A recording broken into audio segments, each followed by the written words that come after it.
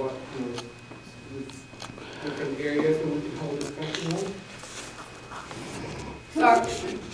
Yeah, sorry, usually at the end of an appeal, there's kind of a bigger, broader discussion of all the policy things. So that could involve our appeal process, or that could involve kind of the policies that the Bureau's under and kind of our opinions of those. So I was simply saying, as part of that discussion, points have been brought up in previous appeals that I think are relevant to this, which is that our standard review is something that is taken into account.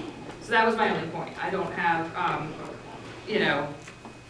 I think it's late. I think the point is people are kind of struggling in that, and maybe that this discussion isn't worth having right now, but it is a moment where we could possibly, look at that and have that discussion.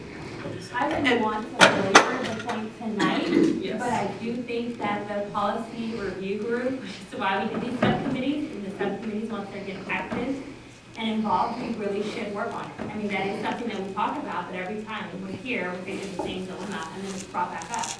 That's not effective. I don't think we should belabor the point tonight, but that should be something that we are truly working towards. Okay, conclusion of the appeal. We will have one more opportunity for public comment. I just had just a clarification question about the comments here. So are you essentially talking about maybe talking about reasonable person standard versus preponderance of evidence, and how those two standards might impact how you discuss and vote? I mean, is that what you're talking about here? So there's just been a conversation for committee members who've been kind of on the committee before. There was a period of time when the committee had the vote of which we operated under our current standard of review, and then there was a recognition of what it would be if it was a preponderance of the evidence. So yes, that's what I was talking about. And so a few people have kind of brought up wanting to highlight those juxtapositions and the impact of that on our appeal. And it is something that's being considered in one of the work groups. Yes. I just know a couple, maybe 2-3 years ago, this was done with the reasonable person standard. And then the chair said, well, just let's try it now that the meeting's all over. And let's do the vote again as preponderance of evidence. And the vote was substantially different. Substantially. Which was kind of surprising to me. He was sitting in the peanut gallery. The vote was really different. Right. Well, given the hour and the need Of to course. do more public comment, I'm not going to have that happen today. But thank you for your service. Before public comment, they're dismissed. Point of order! Public comment, huh? Thank you. Point of order! Yeah. They're being dismissed before public comment. Police who were They're here compelled for to the attend. appeal. Police who were compelled to So you really were not being truthful when you said we got to speak.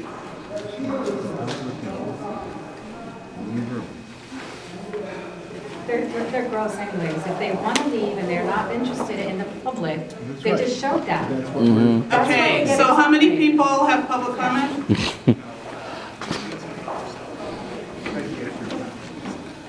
So 6? So we go with a minute and a half again? Go for it. Okay, first of all, my opinion is this was really wrong. Okay, the fact of it is, as Lieutenant said, that the last tase, the guy was in cuffs. Okay, no one should be tased in cuffs, and there's no mention at all before about the last tase. It was only a second or something, but it's still painful. It's still something that should have been considered, and I feel that even if the dude was kicking the officer, if he's in cuffs, there's no reason to tase him. And to me, I'm just baffled that they came up with this recommendation, because he was tased when he was down on the ground. And like Lieutenant said, he was in cuffs. And it was an accidental discharge. If that was an accidental gunshot and it killed someone, would the committee sit there and say, Yeah. well, hey, we're gonna say the officer was justified because it was an accidental shooting? If I go out and I accidentally shoot someone, it's murder. If I accidentally tase someone, it's assault. But an officer is justified, you know, just because he goes, well, I didn't know the taser went off. You know, to me, I feel that there was no thought of the last taser. Thank you. Next. As a committee, you are complicit in the application of torture on a daily basis on the streets of our community. As a committee, you are enabling the constantly increasing militarization of this community's police. What you are watching is the complete disjunction between the police and the community. And because you believe this nonsense of a standard of review, you are going to keep voting to say that it's rational to keep tasering a bicyclist who has had his bicycle hit by a car. You're going to say it's rational to put all the Jews in a camp for their own protection. You're going to say it's rational to go ahead with a final solution. Next.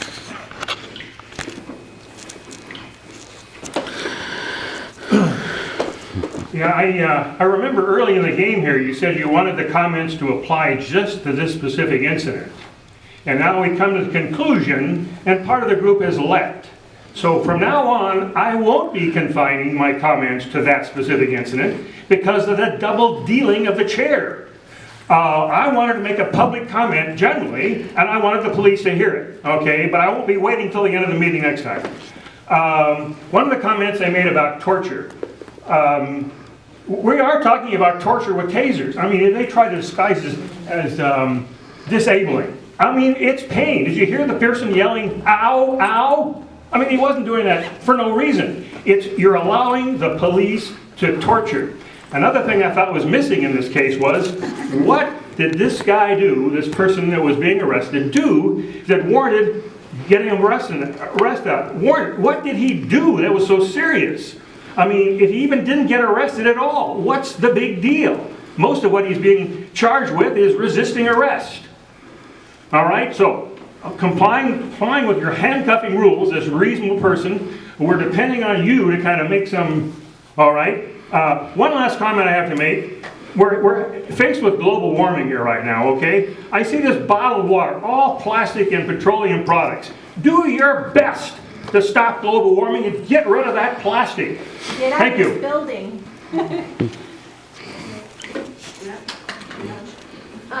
First of all, I do want to address the behavior of the officers because I do feel that it's inappropriate that they left 5 minutes, 10 minutes when they're public comments. So I do feel that that's inappropriate and borderline unprofessional, and they were on their phones a lot of the time. I don't know if you could see that up there, but many of the people in there were texting on their phones or doing something on their phones, and I don't really appreciate that for a citizen review board, first point.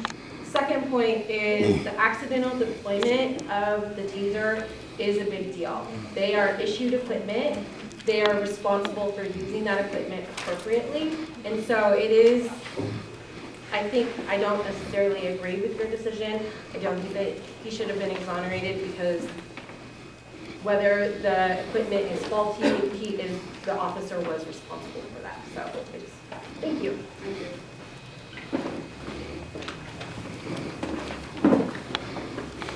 Yeah, I completely agree with what she just said.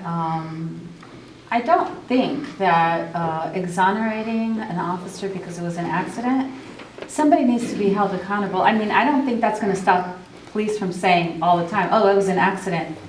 Police kill, murder children and say it was an accident. Sierra Myers, 12 years old.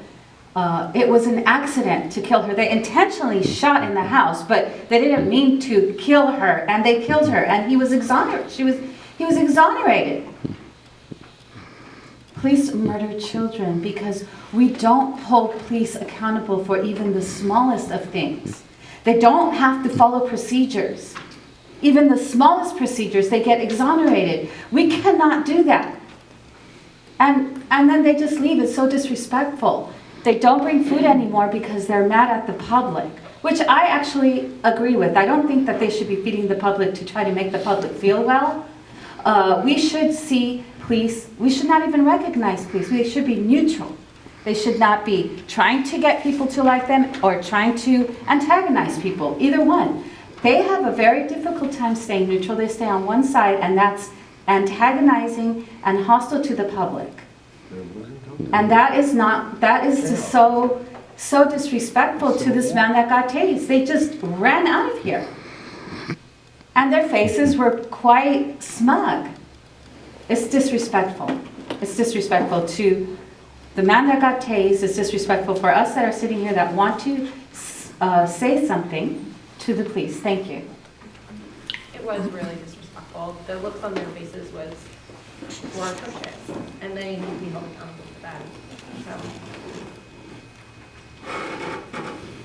So Dan Hamilton again, Fort Cop Watch. There were no work group reports that were listed on the agenda.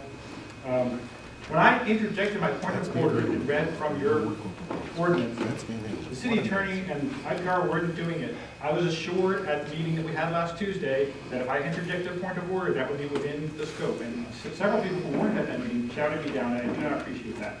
I still believe the appellant can bring whatever information he wants. If you read your ordinance, that's what it said. He can bring whatever paperwork he wants. You just have to decide whether you want to include it in the decision.